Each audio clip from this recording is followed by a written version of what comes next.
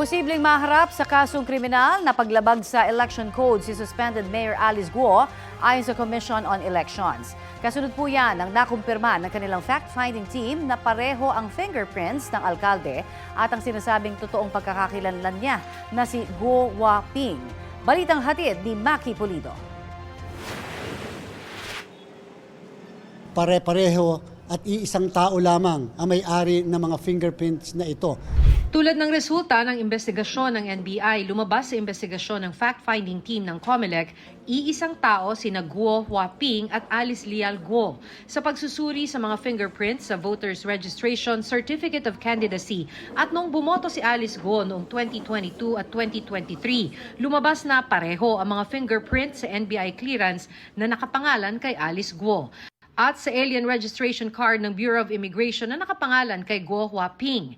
Dahil nagsinungaling umano ang alkalde, inirekomenda ng COMELEC Legal Department sa COMELEC on Bank ang paghain ng kasong misrepresentation, isang kasong kriminal dahil sa paglabag sa Omnibus Election Code. May parusa itong 1 hanggang 6 na taong pagkakakulong, perpetual disqualification from office at walang pardon, maliban na lang kung payagan ng COMELEC. Kung sakali may filing na information, kaagad yun may warrant of arrest yun sapagkat kasong kriminal po yan. Maaring lumabas ang desisyon ng COMELEC on Bank sa susunod na linggo. Kung aprubahan, ifa-file ang reklamo sa Tarlac Regional Trial Court. Maaari rin daw humarap si Guo sa kasong perjury. Lesson din po ito sa lahat na hindi porket wala magpa-file sa inyo ng disqualification o cancellation ng candidacy, hindi tayo pwede magsinungaling sa ating certificate of candidacy sapagkat yan po ay pwede kayong habulin ng kasong kriminal.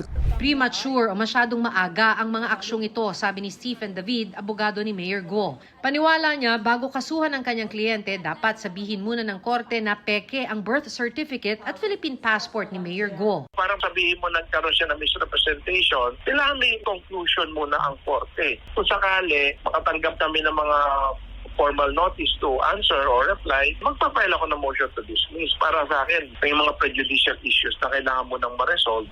Premature din daw ang quo warranto petition na inihain ng Solicitor General na layo namang ipawalang bisa ang proklamasyon kay Guo bilang mayor. Ayon kay David, nasa Pilipinas si Guo. Ayaw lang umano niya sa pagdinig ng Senado dahil may mga hinaharap na siyang kaso.